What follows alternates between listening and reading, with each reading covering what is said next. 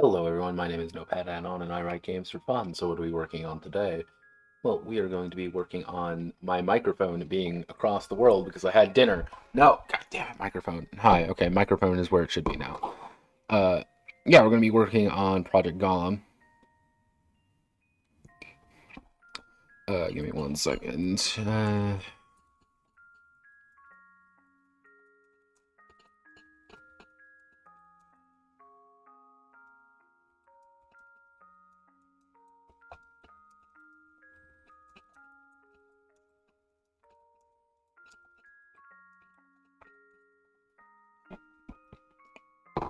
Alright, yeah, we're going to be working on mass combat today. And fun fact, kids, I fucking hate mass combat. But it's an essential part of this game, so we're going to have to work on it. So,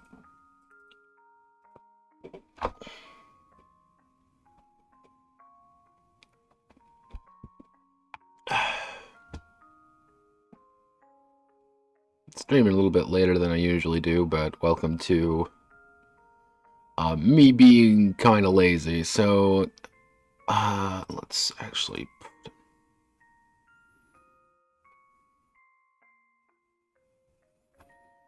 What I'm going to do. I'm going to put it right here.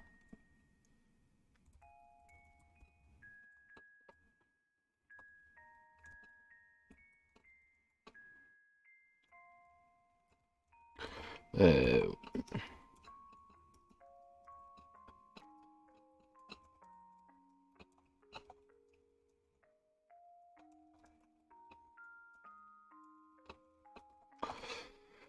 uh,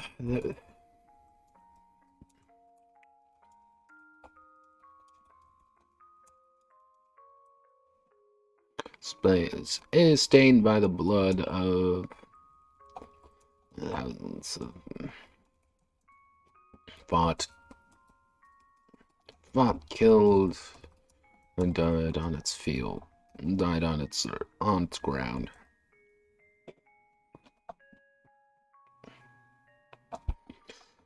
This is mass combat. This is mass combat. An era of warfare. A larger method of warfare which relies on ground troops. But ground troops fighting one another as well as attempting to disable golems who may or may not notice them.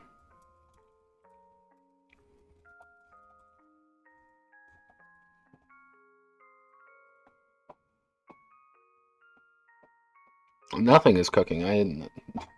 I wish I was cooking something, but I instead just have chicken and waffles, which was very good.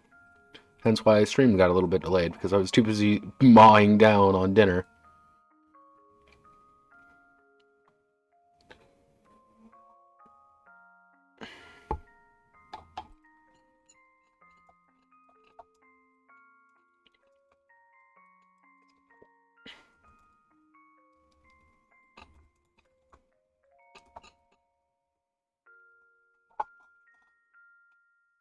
Let's see. Ooh. It's also been incredibly toasty today. It's been like 80 degrees Fahrenheit around here. So I have been kind of dying all day today. Even though tomorrow it's supposed to be like 50. It's like, please make up your mind, weather. Please, I beg of thee. Let's see, fighting one another as well as attempting to disable golems who may or may not notice them. Mass combat plays out the exact same as regular battle.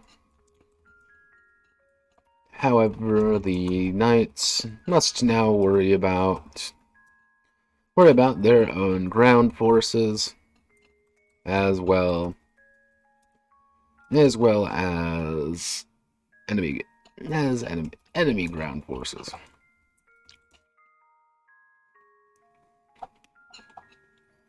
Which, if I move over here, what we're going to do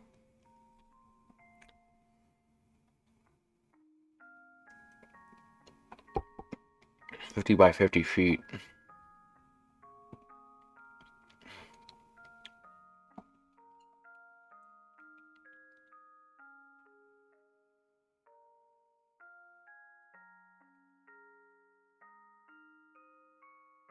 I need to go down here.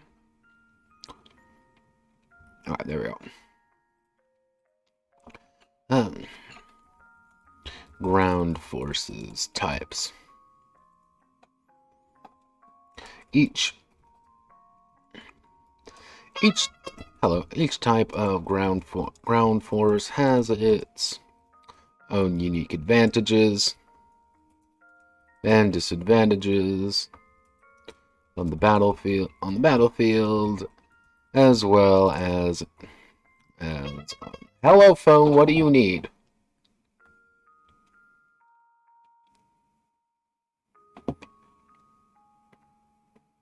No, you want to tell me that a streamer is streaming? Cool, awesome. Also, I'm gonna reduce the amount of infantry there are. It's gonna be 50 men and 10 men.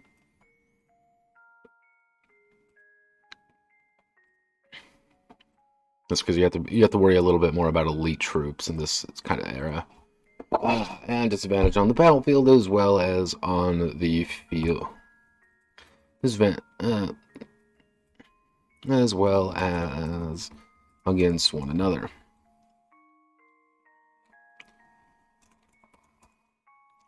Each force of men has two vital statistics. It has two vital attributes: morale and wounds. Morale is the amount. Morale is how determined the troops are. The troops are, hello helicopter, are to fight and die in the name of the king country, and wounds determine how much damage the actual soldiers can take. Soldiers can take before they are taken out of action.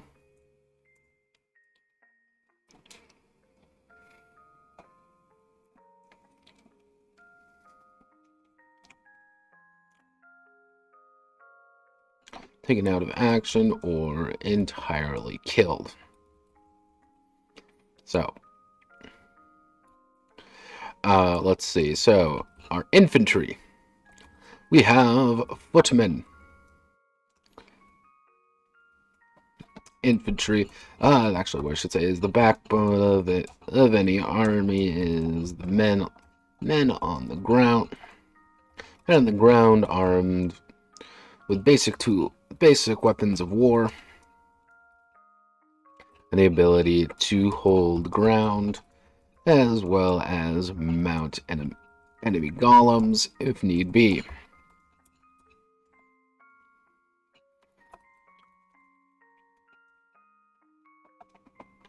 So, footmen. What is the footmen's thing? Obviously, they're going to be, well, actually, we'll make them melee, so they have to be in the same area as the enemy, and they're going to have morale 5, and they're going to have wounds 10.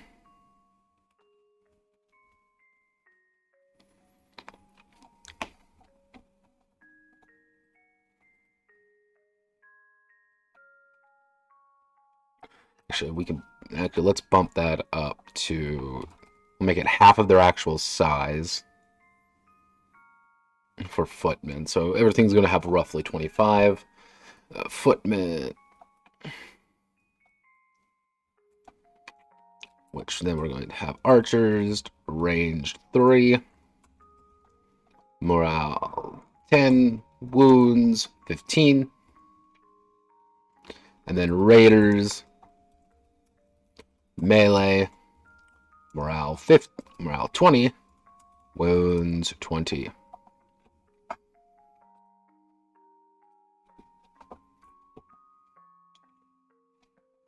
Okay, let's bump up footmen a little, make them a little bit more durable. Each infantry can move through 3 spaces on the battlefield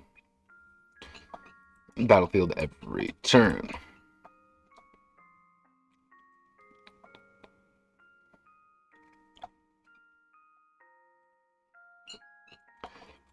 Cavalry.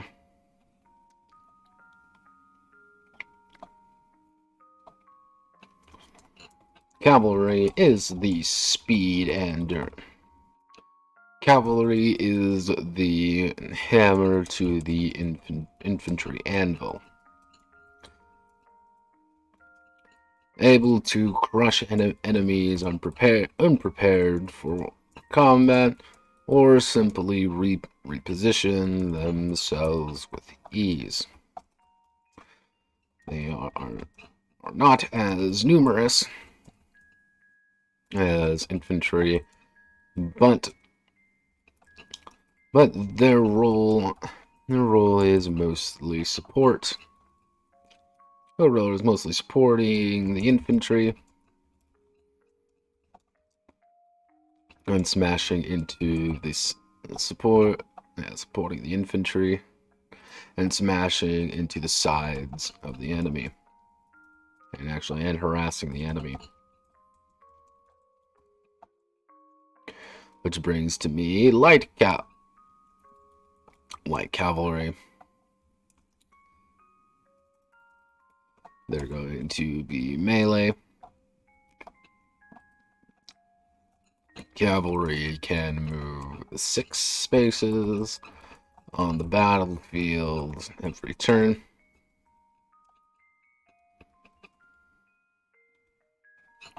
Actually, what I should do is, like cavalry, you're going to have morale 10, wounds 25, and movement 6. Medium cavalry, melee, morale 15, wounds 30, movement 4. Heavy cavalry, melee, morale 20, wounds 35, movement 3. So they are actually, yeah, they're about as fast as that, but they're also completely stupid strong. Because they're about better than footmen, better than raiders. That's the entire point of them. They're supposed to be just better. Actually, let's reduce this to 25 golems.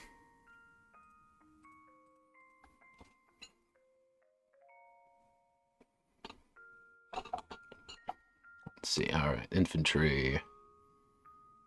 All right, Pearl.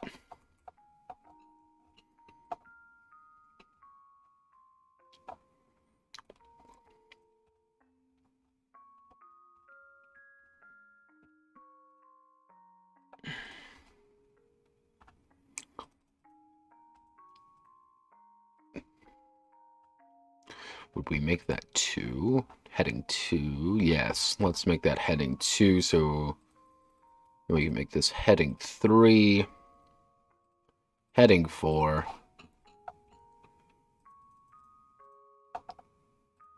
heading 4. Select everything, Control Shift 8. Select everything, Control Shift 8.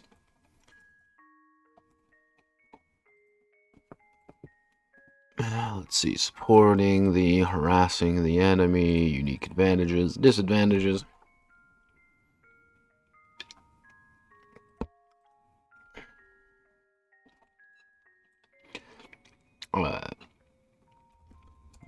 Melee units require them to be inside of the same space, while ranged can shoot an enemy up to a number of spaces. Those spaces away from number of spaces away from them equal to their range.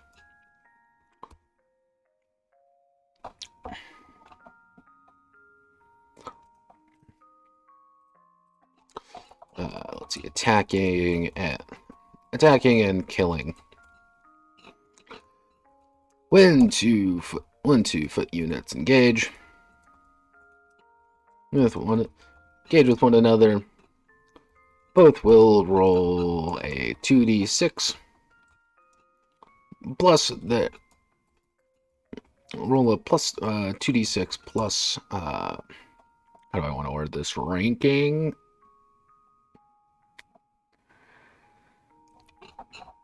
Is that what I'm looking for?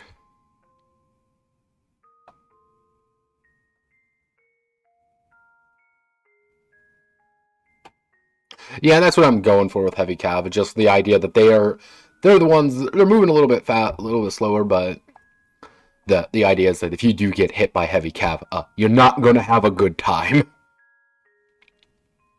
Lexicon, where's my mass battles? Large scale combat systems.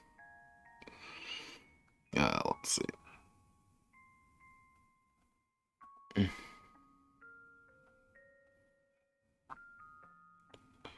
Yeah, this is mostly from...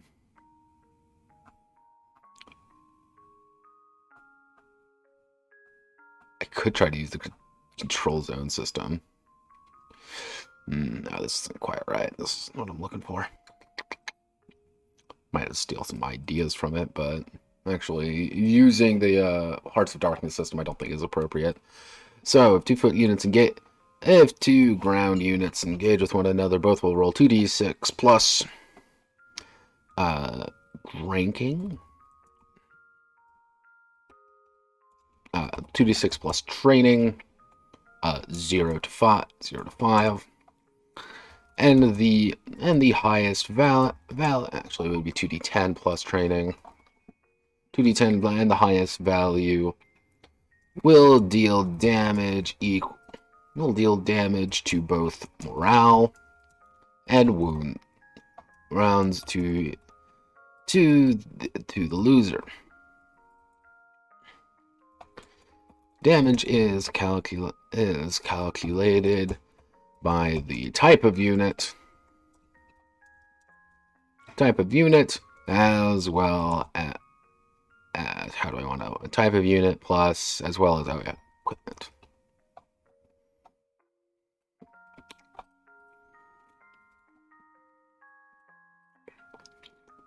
One of the harder things about it in this situation when it comes to like cavalry, because the people who would normally be heavy cavalry, they're not on horses. They're in the giant robots. So, yeah, that's going to be a fun thing to deal with. So, footmen, they have a flat damage of... footmen deal 3 damage. Archers do 5 damage at range. 5 damage. 5 ranged damage. 0 melee damage. They are not very good at actually 3 melee damage. While raiders do 2 melee damage. They're not actually that scary. However, raiders, very different because they get a bonus when they are trying to mount a golem and stab it in the face. Which brings me to light cavalry. Light cavalry. They're going to have the 2 melee damage plus 3 for initial attack. Medium cavalry, 4 melee damage plus 3 for initial attack. Heavy cavalry, 6 melee damage plus 3 for initial attack. That's how I'm gonna... This is my method of somewhat trying to get the charge in there.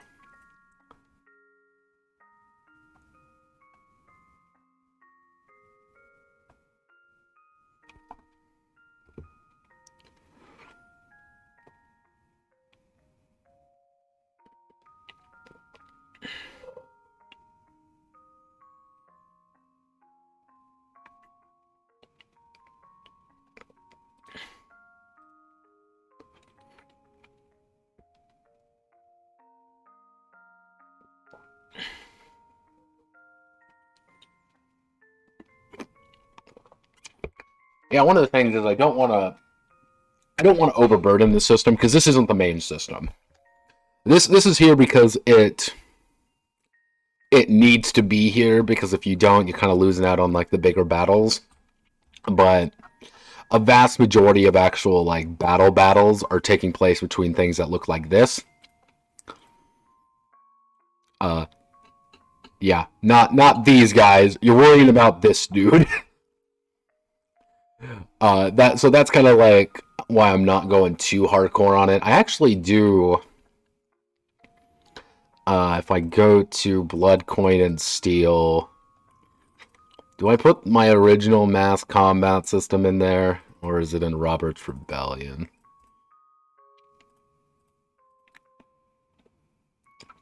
Which, mass combat will always be that thing in an RPG, which is, I always love finding games that do it well. Because it's such like a pain in the ass to do, and every system has like a different way of attempting to do it. It's one of those weird mechanics I always like trying to just to find and see how people do it. It's like how I compare restaurants by their Reubens. It's just like, if you got a decent Reuben, you're probably a decent restaurant. But, you know, it's like, do you have a mass combat system that functions? Then yes, I'm going for it. I love it. Some games just don't. Some games play a method of making it.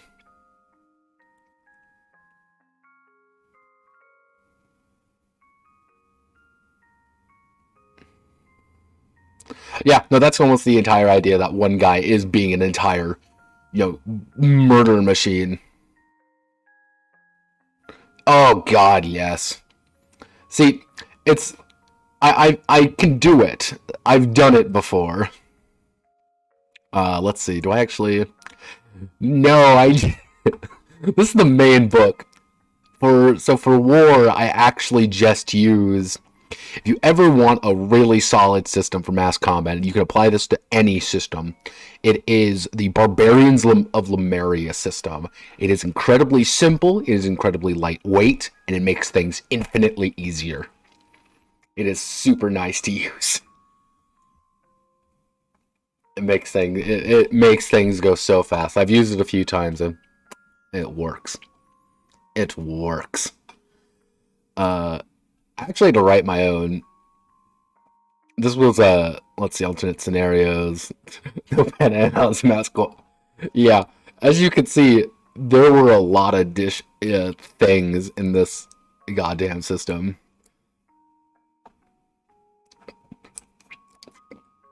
Well, this was also the one that I added a bunch of alternate scenarios. And double fun fact, I wrote this entire expansion here on a Notepad document on a computer when I was working at I was working at a casino, and I wrote this. We had a little terminal, we had to input all our information, and they had a Notepad document on there, so I typed everything up on my Notepad document, but I couldn't save it, so I had to bring a note, on my break, I went to our little store, I bought a Notepad, and I had it on my desk, and I had to write every single bit of this down by hand.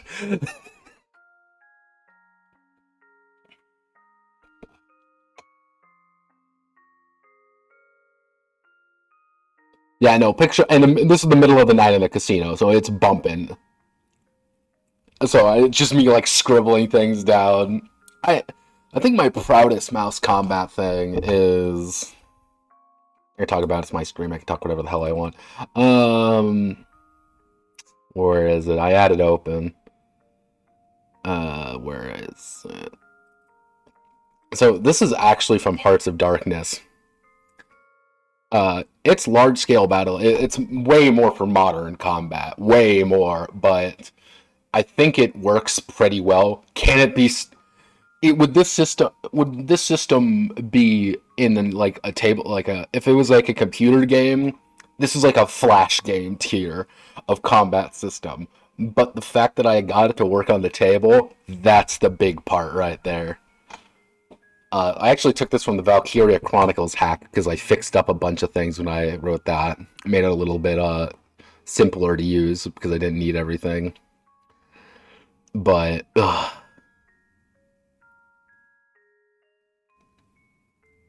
yeah, modern combat's a lot easier, I think, to do on the table than older combat. Just because there's so much stuff you don't have to worry about. Let's see. Let's do for initial. Footmen are also going to have different weapons, so as well as equipment. Okay, cool.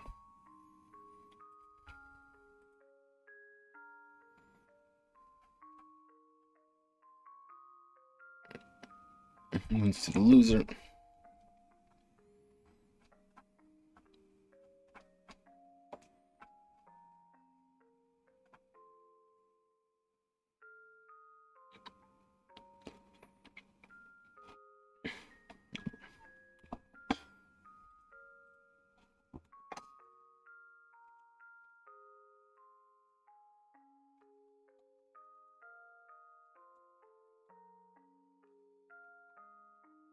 I should reduce the size to 50 and 10 because in the BCS it is 150 because we're working on Westeros numbers, and I feel that's a little bit more appropriate. But we're not.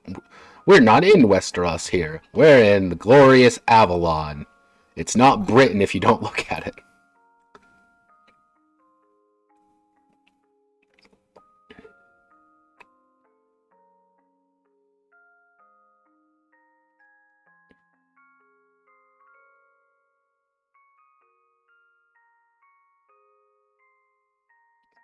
Yeah, no, they're modern combat. Like, the thing is, a lot of the games that feature for me for guns and stuff, either character creation's pretty quick. Like in Hearts of Darkness, the entire idea is that you can get killed pretty quickly, but you can just it takes 5 minutes to make a new character. So that's kind of the point of it. Uh, for if I want to make it a little bit bigger, I usually give people a lot of leeway on how they do things, and usually armor's a little bit better. I know I do that with standard issue science fiction because armor can be ridiculous in that game. And it's like, oh yeah, I'm rolling 7d6 to hit you. Being that's like my armor mitigates 5d6. Like you just eliminate five dice from the roll, so you might only be taking like 2d6 damage, which isn't actually that much. That game's about space. Uh, where the light fades softly has a little bit more of a grittier combat system, but I have an entire section in that game which is like, do not get into a fight. Getting into fights suck unless you can win.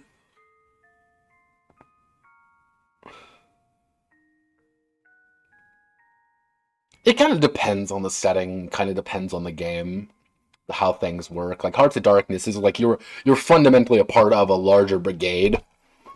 So if you die, yeah, no shit.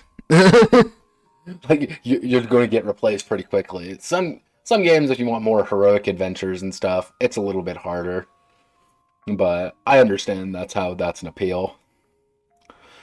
Also, speaking about Jason and the Argonauts, I am still like mystified. I am still mystified there isn't like a really solid Greek game out there. I'm flabbergasted. And I'm still hunting down for those curious. I am still hunting down Rise of the Argonauts from our boy who wrote Social Justice Warrior Turtles. I am still hunting that game, by the way. It is nowhere. That game is lost to the sands of time.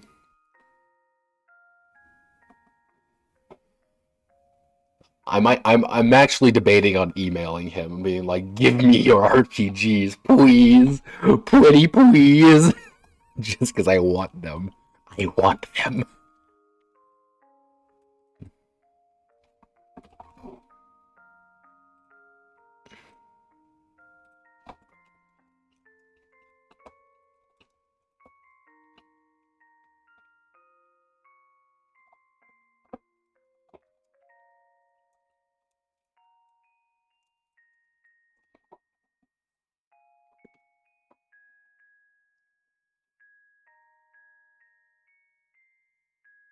Okay, now we're gonna go to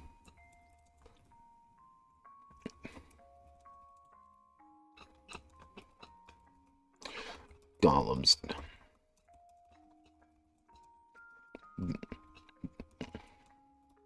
Avalon and across the known world. In an era of giants, where does the average man stand? They don't. They climb. When a foot unit, infantry, archers, or raiders is in the same space as a enemy golem, well, they may attempt to mount it. And begin hunting for its makers. Its markers, actually. Yeah, its markers.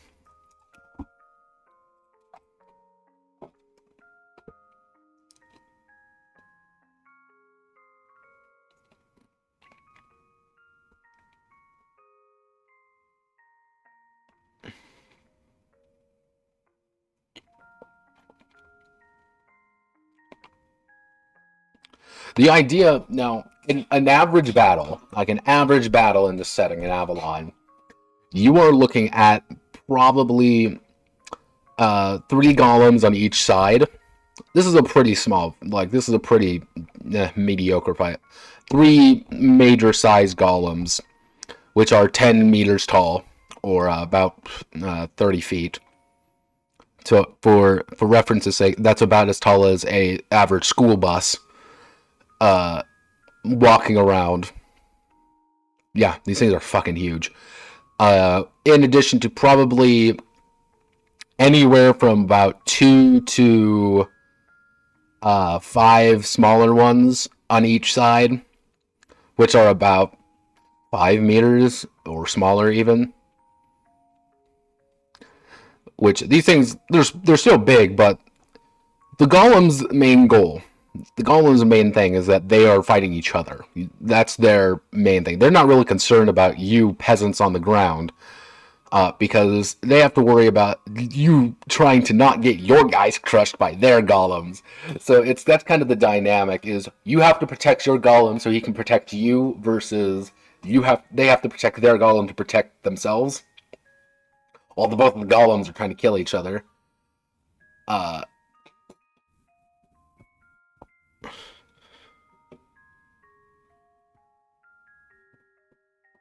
Oh yeah, no, it's and I call them golems because in the initial draft of this game, the idea was there aren't any fantasy mecha games, and I'm like, that's kind of odd. There aren't any fantasy mecha games. Like we see a lot of sci-fi games, we see a lot of even kind of more modern games, but we never see like a fantasy, elves, dragons, and all that shit, and giant fucking robots. So I put it upon myself, I'm going to write one. So golems that's how I kind of view them anyway. Yeah, no, it's, let's see, probably the most accurate ones I've found so far to, like, how I see them, are, in case you're wondering, yes, that is a Dark Souls boss. Like, just how towering and, like, holy shit huge these things can be. But still maintain the, oh, well, we're still Arthurian. Also, that's not Britain. You can see how much but yeah, no, God, what's his name? I have another piece of his... I can't remember his name at the top of my head. I thought I put his name down, but I must not have.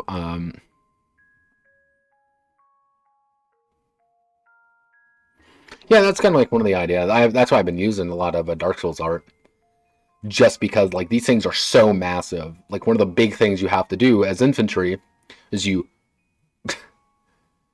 you grab onto them, you climb up them, and each limb on a golem has I call them a marker, but pretty much it's a little section that makes the limb actually move, make it actually function.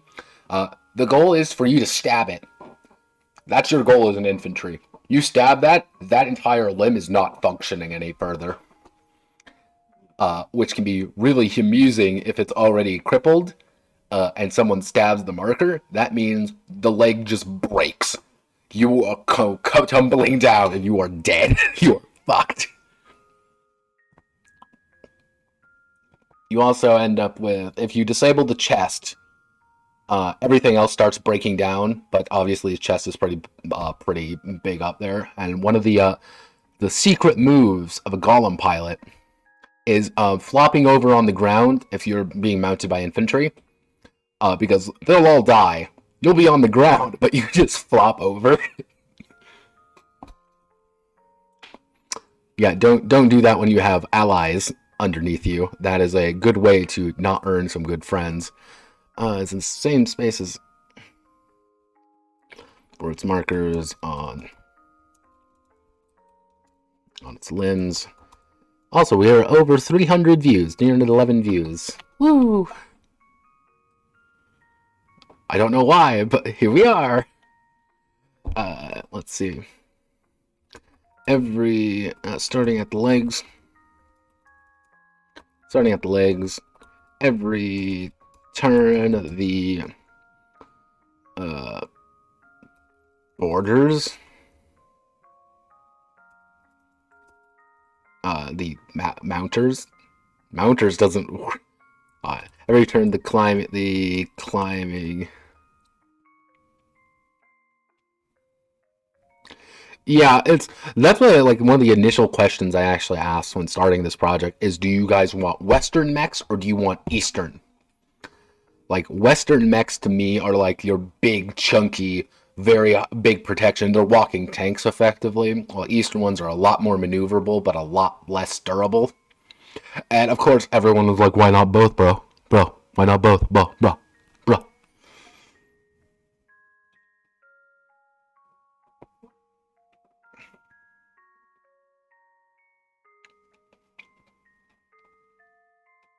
And these things can move pretty fast if they're designed for it, but yeah, you don't say. This is why that's what they wanted, so I did both. Like, these things are actually pretty fast on their own right, if they're designed that way. If you overburden them, they can move like nothing. They move so goddamn slow. Hi, phone.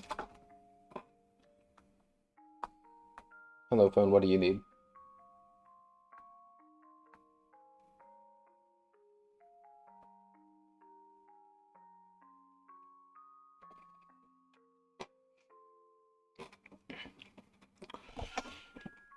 I am a personal fan of Western mechs. Personally, that's my thing. I love big, stompy, disgusting diesel guzzlers. I always think those look really cool. I like my Eastern mechs. I like my Evangelions. I like my Gundams, but big, meaty walking tanks. It's disgusting. I love them.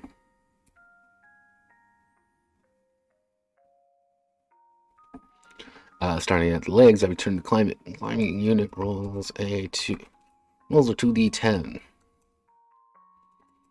If they score a double, they find the marker. They find the marker and destroy it, crippling the limb. Immediately.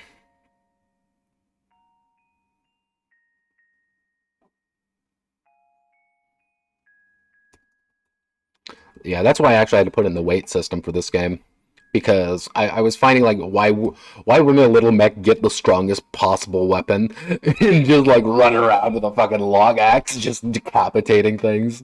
It's just like, well, because they're really slow, and if you go over your weight limit at all, you immediately lose half your speed. Which on the bigger boys, that's not a big deal because you're losing like, oh no, 1 speed. But if you're like a skirmisher mech, yeah, losing 3 speeds pretty bad. because you do not have the armor to compensate. Crippling the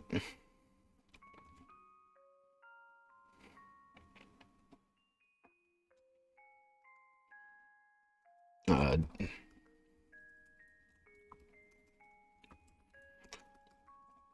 dur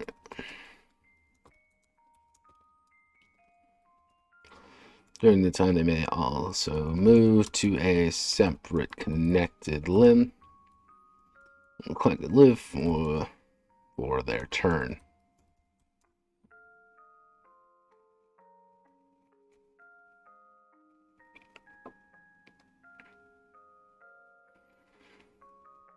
Yeah, I do have actually plans for stealth and ambush mechs. There, because all the major factions, there's the Chalklanders, who are like the Saxons.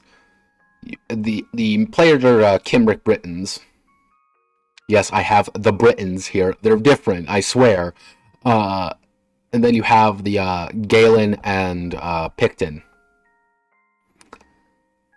The Galen and Picton, they're the ones who grow their golems, and they're ambush predators at the height of it because they're terrifying, and that's what I want them to be. They just grow their golems out of weirwood the trees, which also, if you do not kill them immediately, they will regrow and they will heal themselves.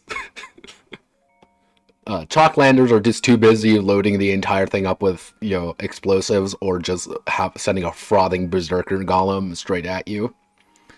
Oh, what is this little wooden mech's job? It is to sprint at you. It is to sprint at you and knock you over and explode.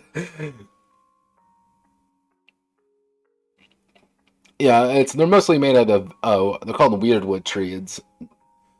And the idea is that you pretty much insert a pilot in, and then you have the tree grow around him, and congratulations, you're now one with the gods, my friend. They do not care, and they hate everything, and like to raid. They don't have many, but that's kind of the point. Like, the northern part of Avalon is, like, just a hell for actually, like, just moving around. That's why they haven't really invaded up there. They also move to a separate connected limb for the turn. If raiders mount a golem, then they may perform two actions on board, including trying to find the marker twice, or move it. Including trying to find marker twice, moving twice, or moving and hunting. Yeah, the Chalklanders, their big thing is that they want to pretty much distract you with their shitty golems and then mount you, disable your limbs, get inside, and stab you to death. That is how they fight you. Like, they know they're not as good at straight up combat, so they're going to attempt to just murder you outright.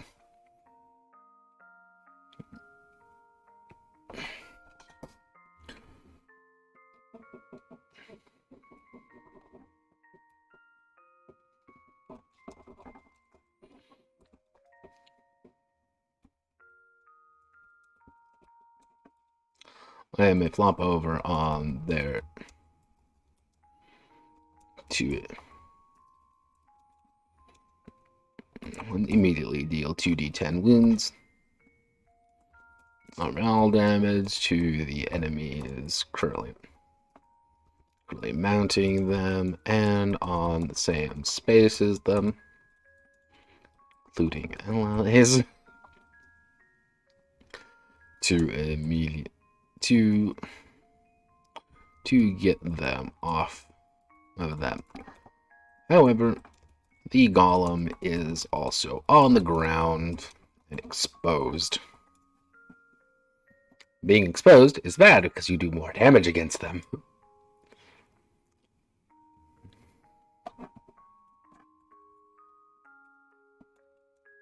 If a foot unit manages to find their way to the head.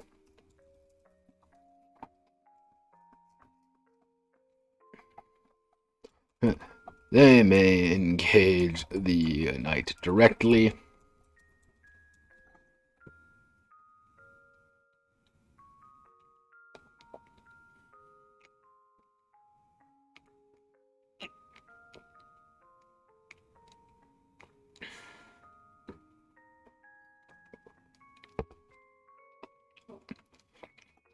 Yeah, that one usually happens when charismatic leaders die. See, like King Arthur is such a pain in the ass to actually research, because you have to decide, like, okay, are we dealing with the old Welsh stories? Are we dealing with the French stories? Are we dealing with the modern reinterpretation of the French stories or the Welsh stories? Because it's funny, like the French love putting everyone in King Arthur's court in full on like plate mail constantly, but when you realize where it was written, it makes complete sense why they would put them in, because that's what they saw what knights looked like.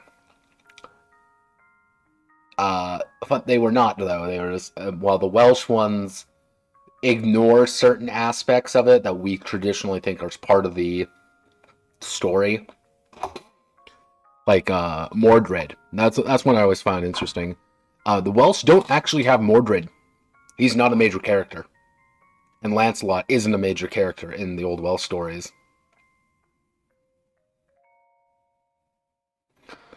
That was one I always thought was kind of fascinating. Like when you realize Lancelot was effectively some French guy's OC, that he's totally BFFs with King Arthur, guys. I don't know what you're talking about. My OC is the greatest OC ever, and he's best friends with King Arthur, and then he also likes to sleep with King Arthur's wife because he's super cool and everyone loves him. That's literally Lancelot. It's Dante Alighieri all over again. Dante, no. From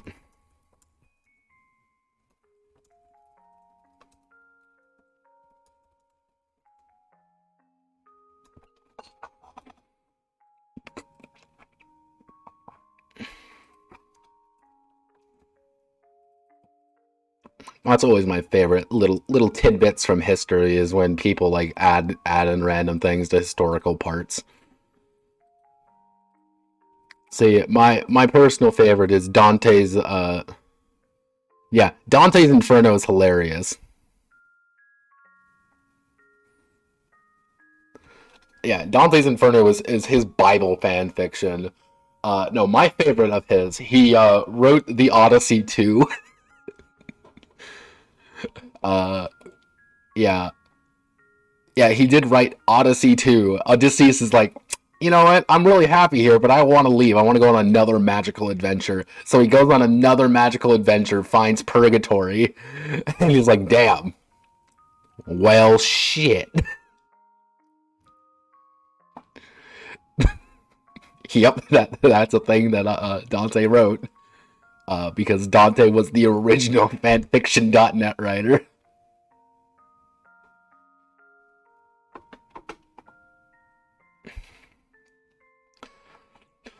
And that's like one of those things I always love about like old school like authors and the ancient classics. You read some of their shit being like, bruh, bruh, please.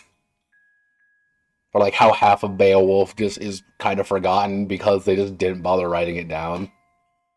It goes from like the first part, the second part, and then immediately jumps to like the 17th. Just like, let's just forget all the middle bits, burnt down. Oops, oopsie doopsie. Alright, I think this works pretty alright for mass combat. It's not perfect, but it should function the way I want it to. On the fields of Avalon. We also have our dynasty system. So let's scroll all the way up. We have all our starting points in the grand campaign. Alright. we just need enemy design and more chassis work, design work. I might add additional modules later. Just because I don't quite know how I want to do those, even if I want to.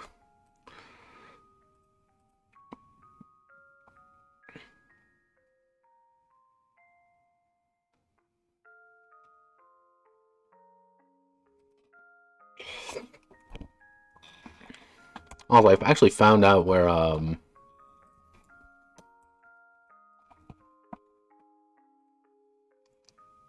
yeah, I finally figured out where this came from. Talking about just like weird things you find across history. That's the Soul Dozer.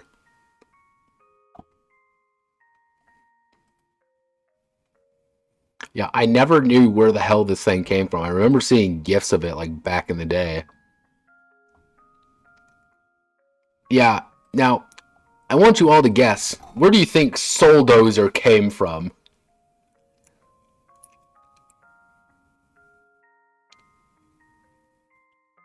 I'm curious what you think, because it's I've nope. Sleeps, I know you're still there. Where do you think Soul Dozer came from?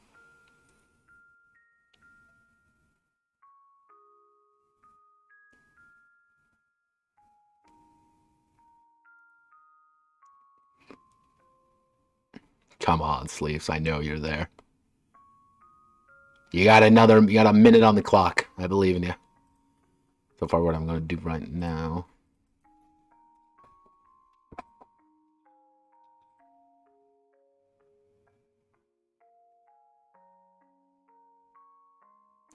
Now, all right. Here's the best part. This thing came from a Christian game from the Pilgrim. Where let's see, it's the Pilgrim's Progress. Yeah, this is from a Christian game where you have to fight Satan. Double fun fact: this is by Scott Cawthon, otherwise known as the guy who made Five Nights at Freddy's. This is like his first big game. Yeah, it's like what?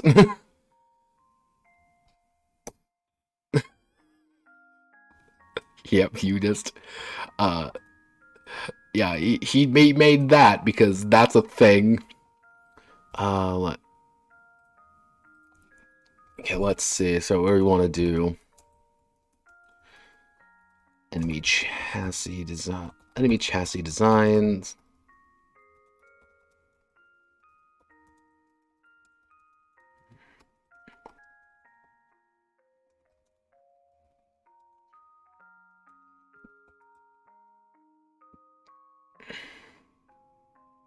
Actually, well,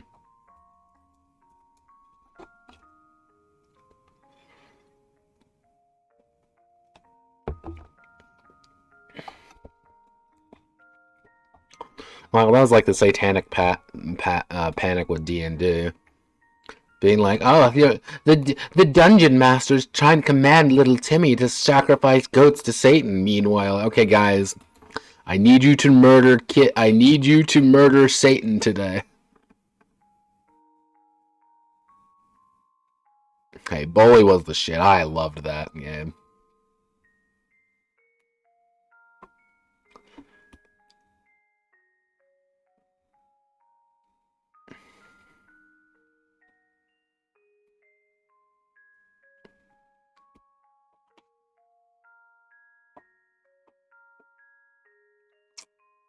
Or a more accurate depiction would be like, guys, please please stop Satan, stop talking to the goblins, please, guys, we've been here an hour, stop talking with the goblins. Can we take one home with us? No, you cannot take one of the goblins home, please, God, just get back on the adventure path, please. You could say that again. Golems.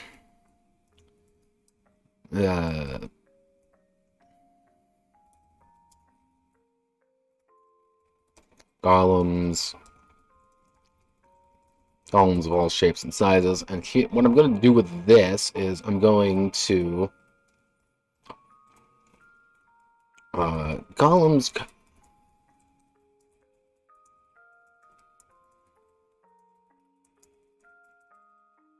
side of the Kimrick and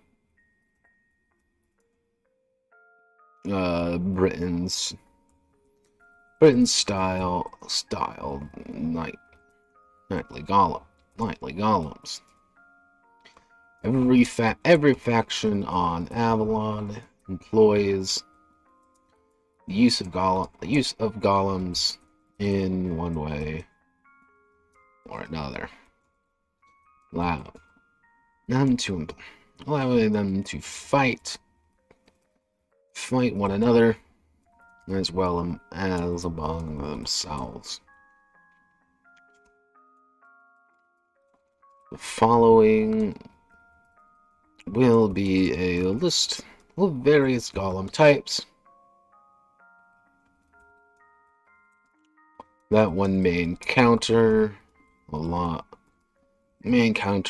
in Avalon as well as some of the more unique varieties employed by the less civilized denizens of the island.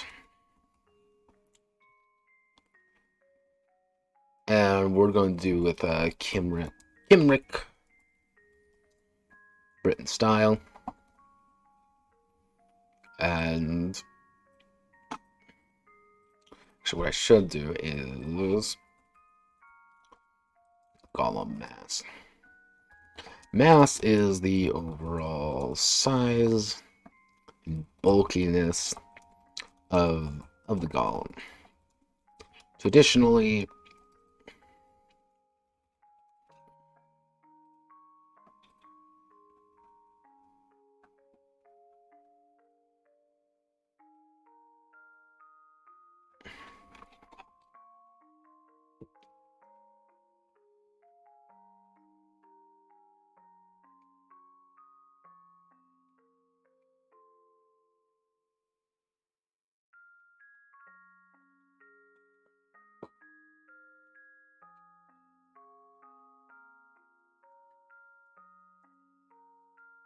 the mass of the golem not only determines its size, but also how prevalent determines its overall stature, but also how much weight is able to be put on it.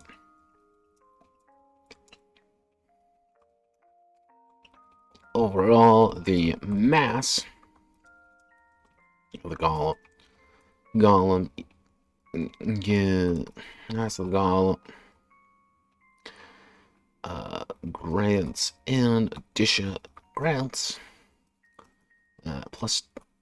grants 10 to their maximum weight, meaning that the traditional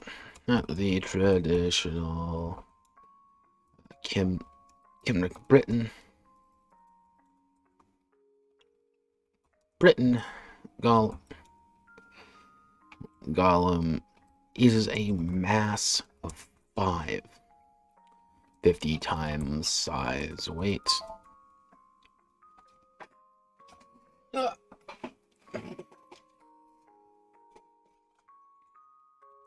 The largest golems can go as massive as 8 to 10, but are exceedingly rare.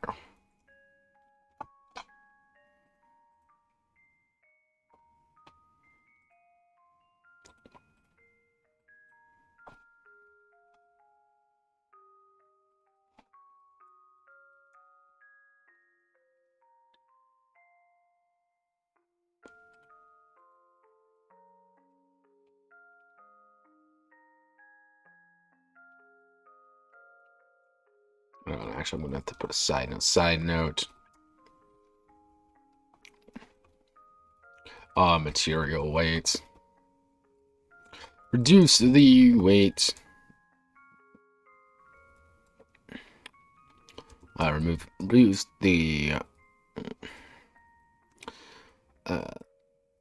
the weight by a value equal to the mass of the golem to compensate the additional size. To compensate the difference in size. 1 to 3, 1 to 5, let's see, 1 to 3, 4 to 6, 7 to 9, 10 plus. 1 to 3, it's going to be 1/2. Listed, double, triple.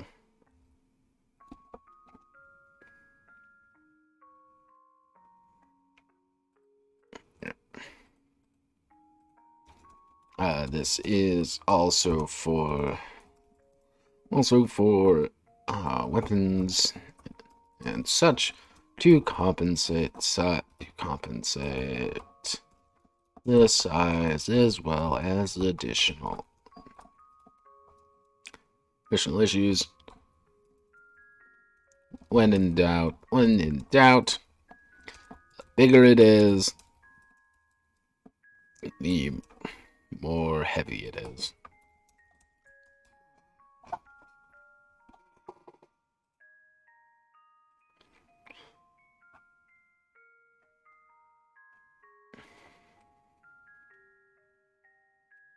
Okay.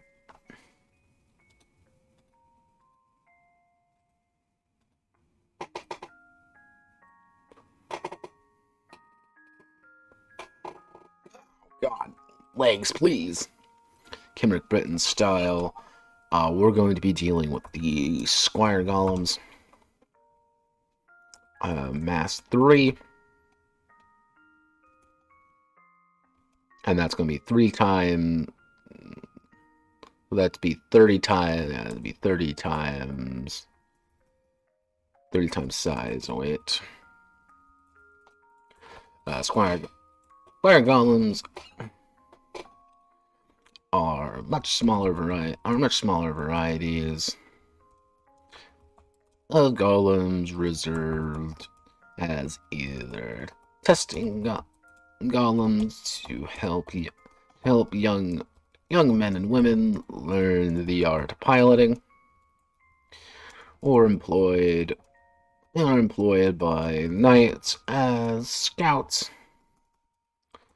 to hunt the surrounding area.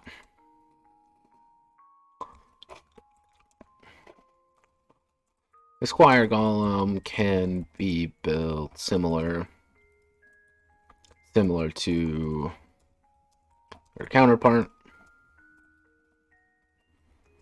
but often do not have the same amount of armaments available to them outright.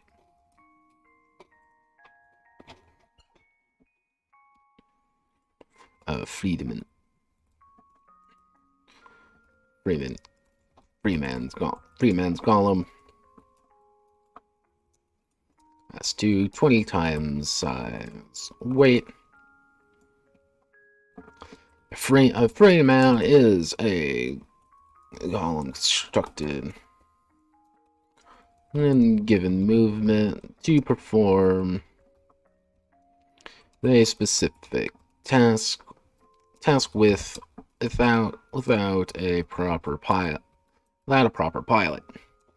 These Freeman Golems are employed in the larger towns and countryside villas to work the fields or keep watch against bandits. They're simple, but but often dangerous if encountered alone by a single person.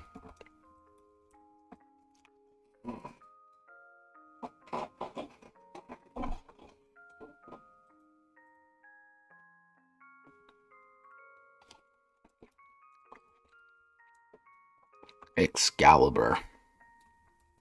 Mass 6.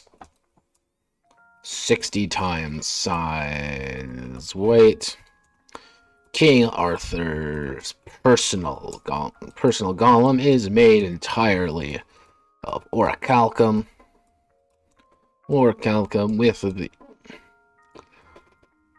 with adamant, with armor blessed by God himself and the faith of his people. Excalibur is a decidedly powerful golem with plenty of weight to spare for Arthur's implements war in battle.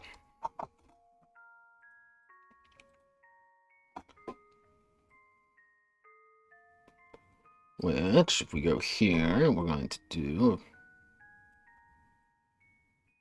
put that right there. We're just going to put right there. Materials, durability, and then we're going to do material weight.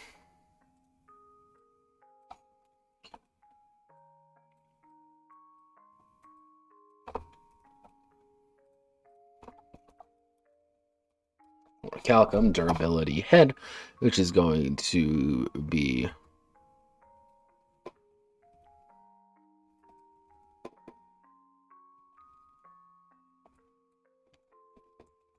orichalcum.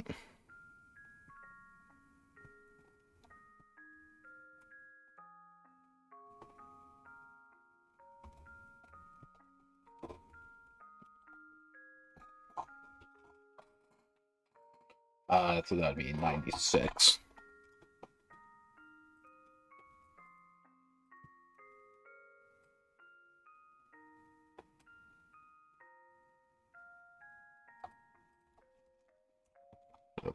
Wait, torso 24. Material.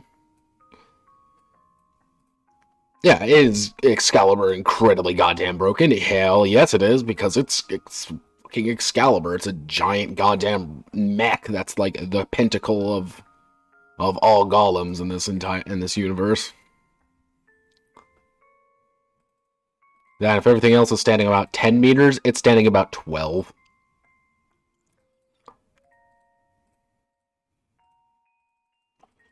Yeah, Merlin messes a lot of things up, including accidentally inventing super weapons for people.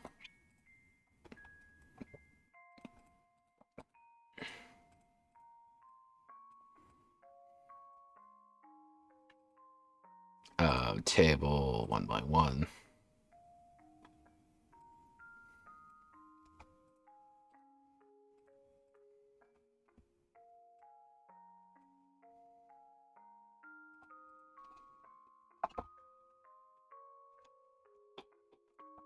Methods of golems.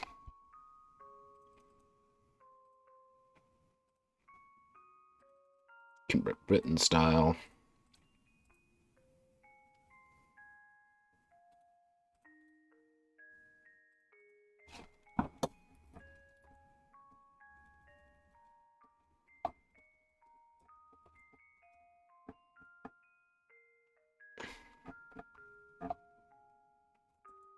Excalibur refuses to be piloted by anyone other than Arthur. And if we go here, we're going to hit C. We want to paste that unlinked, and we just want to make sure that people understand Arthur's using orichalcum. And orichalcum is very good, but I'm also putting it here in case someone is like, hey, I've done some pretty cool things. I've helped Merlin out. We've done some quests. We've done some pretty cool things. And like, oh, great warrior, which do you wish for your boon? And someone says, hey, I want an orichalcum arm, or I want a pretty much inability, to use orichalcum, and I want people to be able to say, oh, all right, that's perfectly legitimate that you want to employ an orichalcum, get a torso made of orichalcum, or get an arm made of it. Just to say that, hey, this is I've worked my ass off to get a limb of this. So yeah, no, they're really damn good. They're really durable, but that still means they can be broken, which is the big thing of how technically King Arthur dies. Is Mordred stabs the head, nicks him in the Maker's Mark, which cripples him, and which leads to his inevitable death.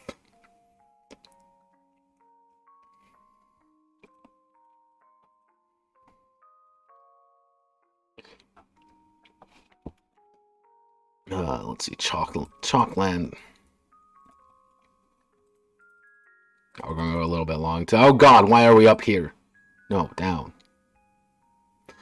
Chalkland is style. We want to make that 3.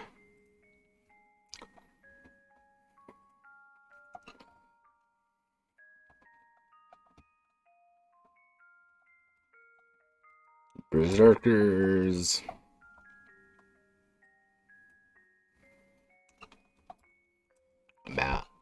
We want to make those mass 4. 40 times size weight.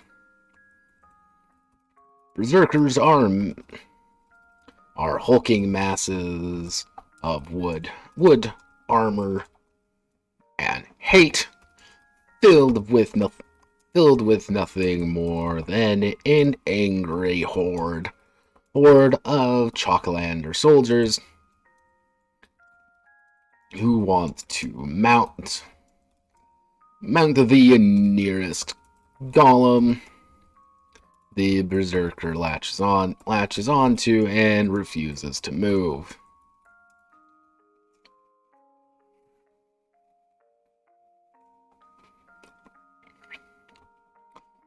As with many golems employed by the Chalklanders, berserkers rarely go down without a fight,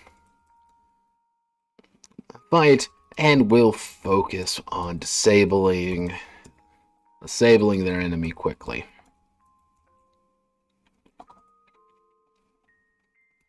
A freed mass 1. That means it has 10 times size weight.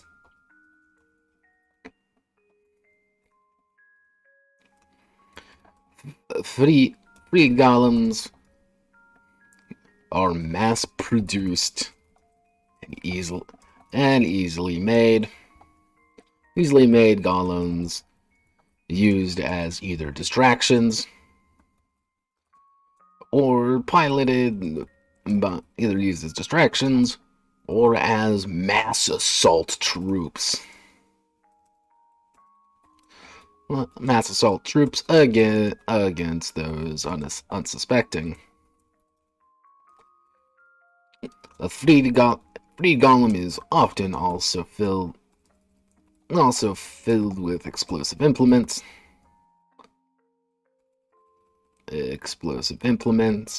Which, in the likely case of their demise, they will explode, killing everyone around them.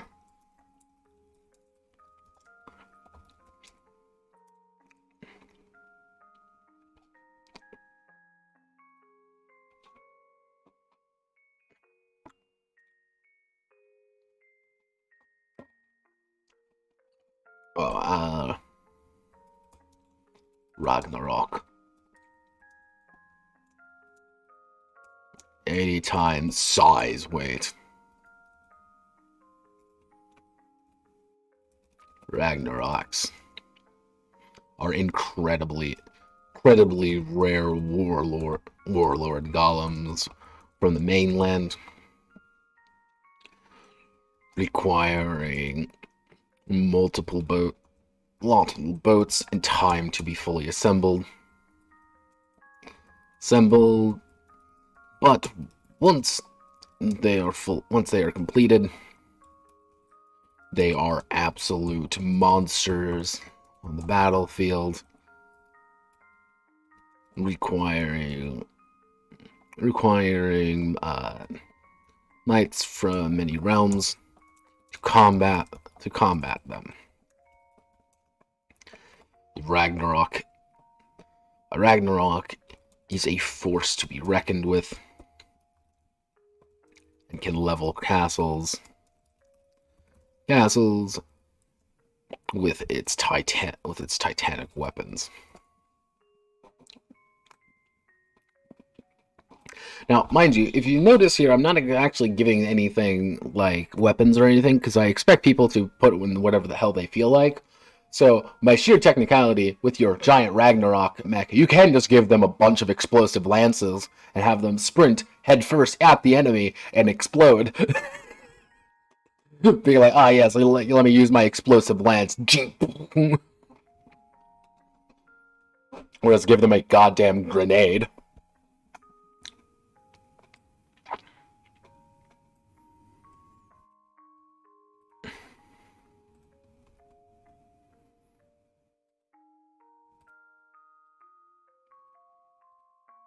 Yeah, no, this right here, that is half a campaign of, hey, we need to make sure these goddamn Chalklanders don't assemble a fucking Ragnarok.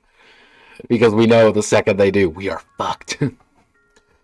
Picton / Galen style gaunt.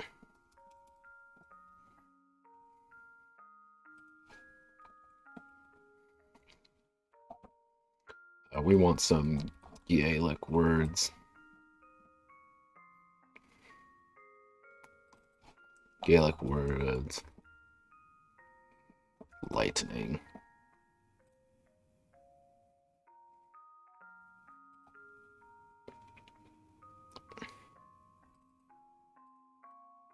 Lightning.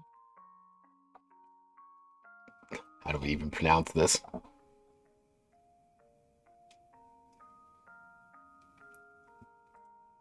Come on, give me, I need a pronunciation.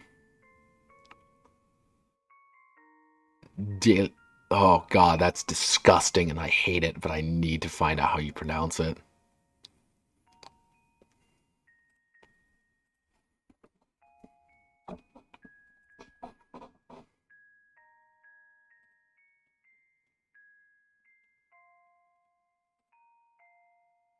Ah, I can't pronounce it. No. God, we know we need Gaelic. Scottish Gaelic.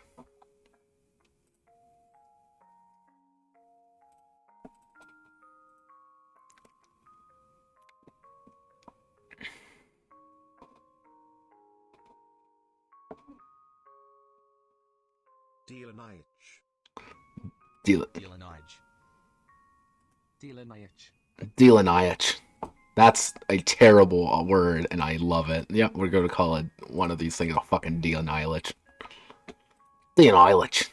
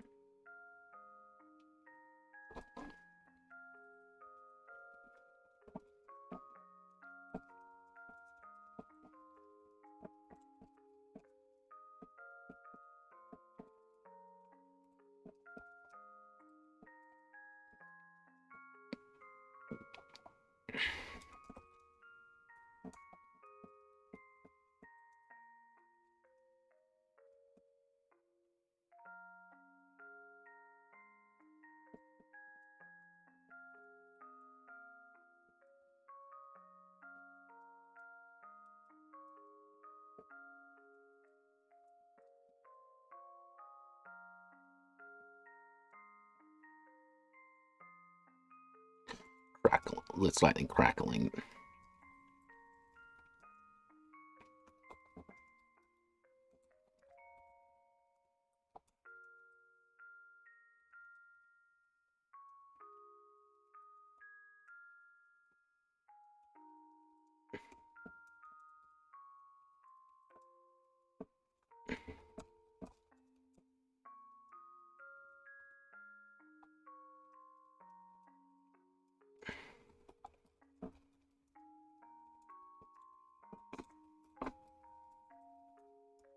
The Edward claws.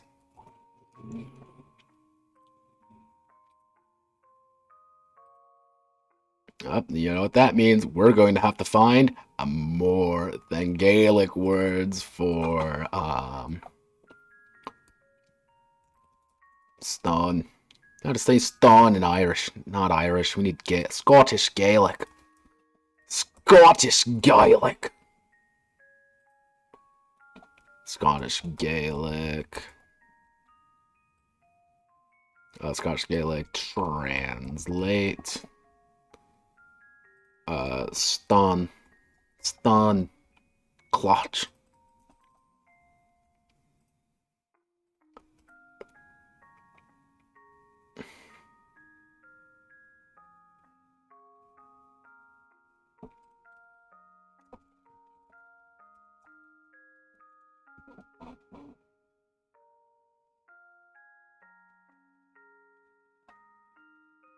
Oh my gosh. I'm assuming it's clutch. Stun, clutch.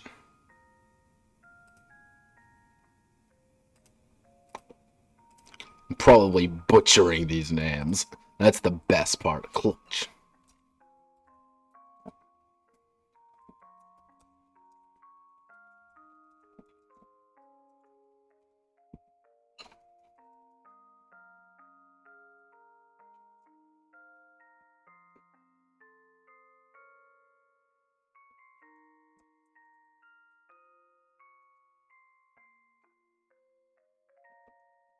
And says, wait. Clutch.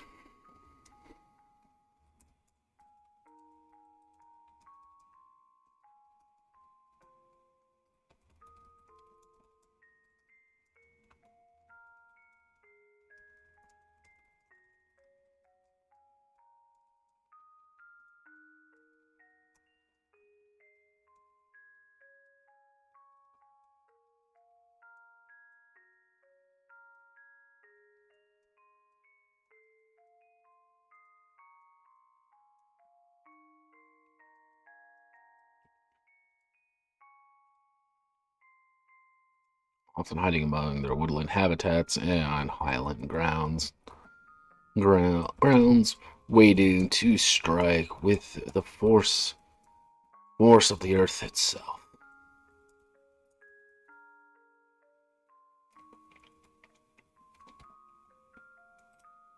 Our final one.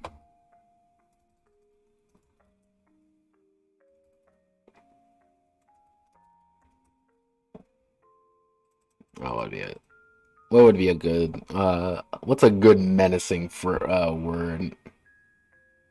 Oh wait. Gasket.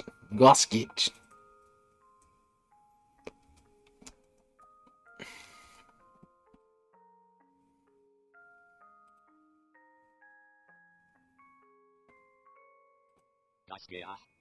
Goskow.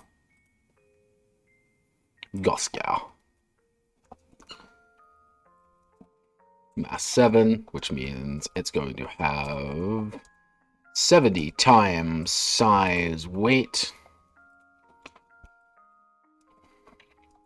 Are the premier demigods. The Picton and Galen people. Rare as they are deadly. Yeah.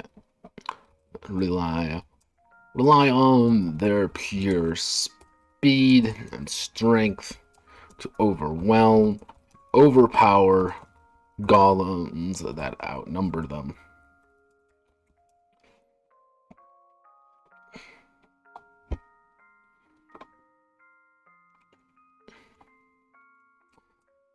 most terrifying aspect of Geiscock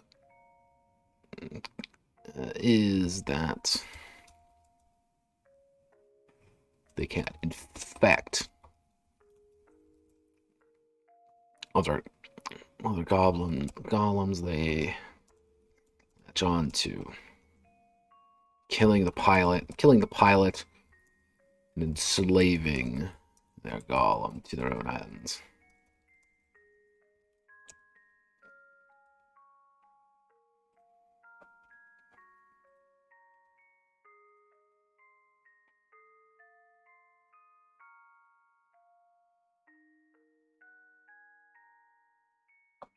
Which means we gotta do the advert.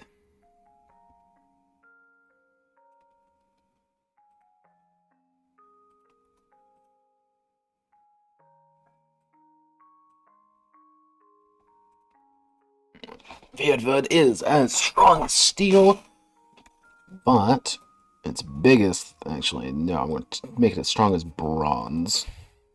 Bronze, not as bronze, but it weighs as much as wood. However, it's also going to have a little bit of a special thing called being made of liquid sadness, because it heals. Table properties, we want to make it completely white, we want to make it middle, we want to make it centered. And that reminds me, gotta bump it up 2 and make it rubato.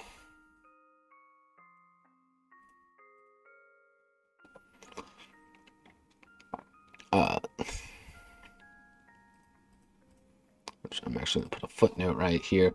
One finally unique thing about Vidwood is that one unique fact about Vidwood is that it naturally repairs itself. Meaning it restores 1d10 durability every round until it is dead.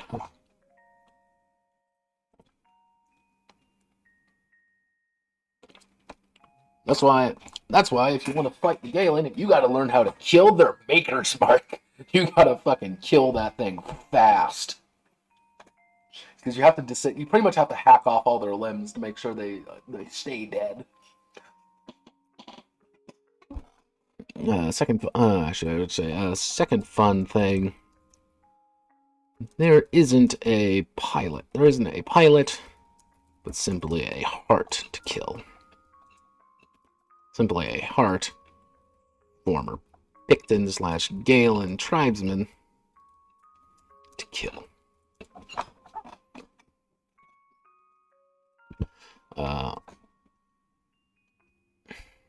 And probably do I want to add more? Do I want to add the Maxim? Yeah, let's add that. The Maxim Iron Golems.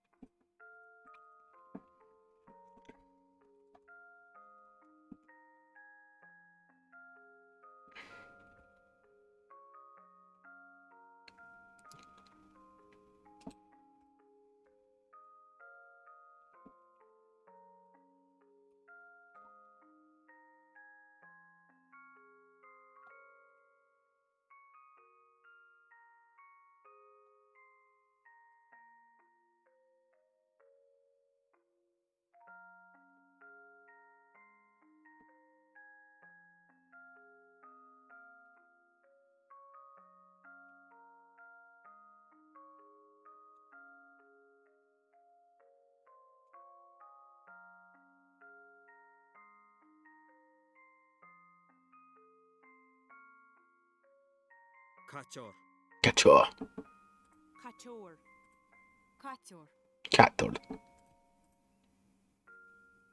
Yeah, we're learning Irish today, kids.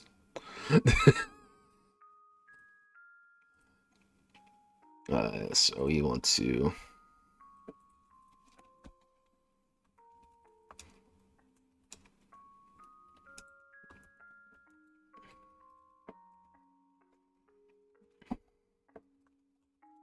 the iron and monks.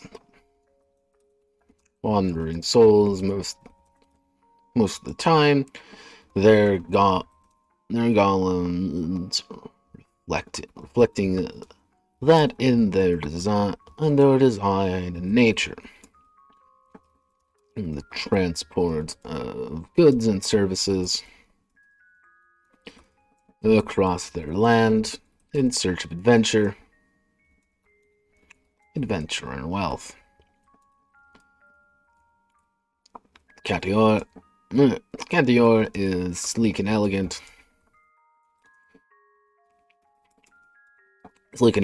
Prized for its scouting in the northern highlands.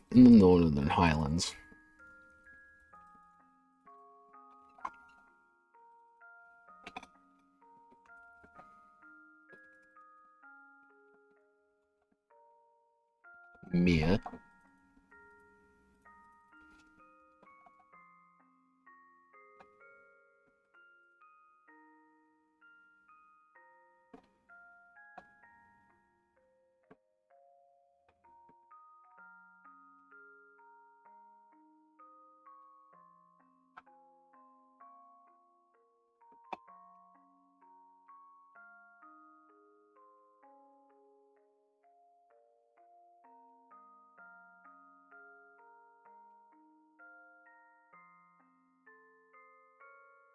How do I pronounce that, though? I wish to pronounce this.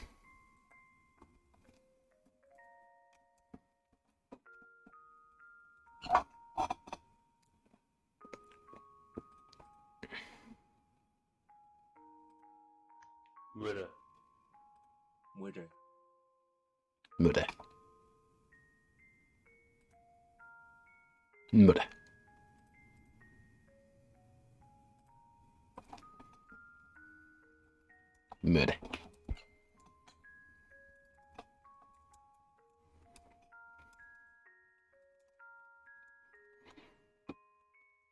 Often piloted. Next. When wandering their countryside or hunting for their lost menfolk. Near is smaller than the average golem, but is light on its feet. It's light on its feet and easy to maneuver.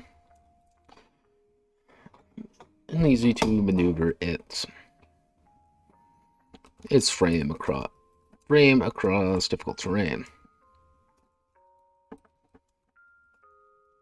Often they are adorned with their clan's markings and other ornaments to signify who it is. They also tend to have very nasty weapons. To kill unsuspecting fools looking for an easy target.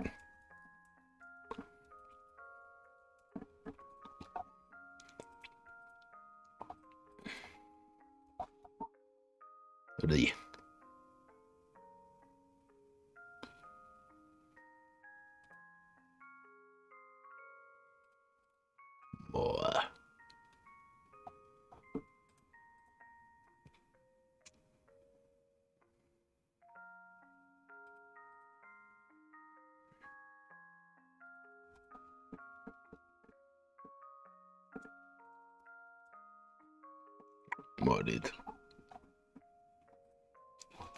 More dude.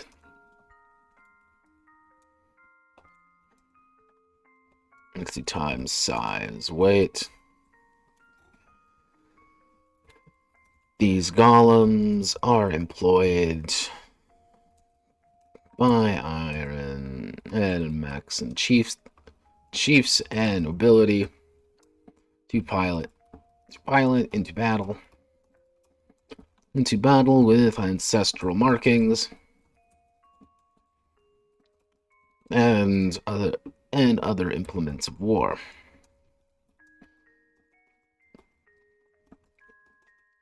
Those seen outside of the isle of their isle are often broken or have missing limbs. Either as a pitiful trophy, pitiful exile gift, or a symbol of what happens to kings who refuse to bow to their new rulers.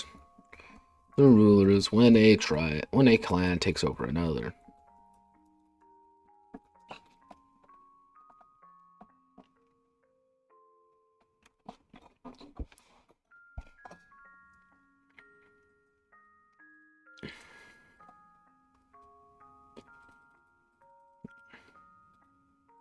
It's like, I do not like these words. Okay, so we want to do heading 3 there. Okay. So, looking here, things are looking pretty solid, actually. I didn't mean to hit that button. Elegant. So, let's see, we're at 66 pages. Things are going pretty solid. I'm going to add some artwork just to make things from pretty nice and nice.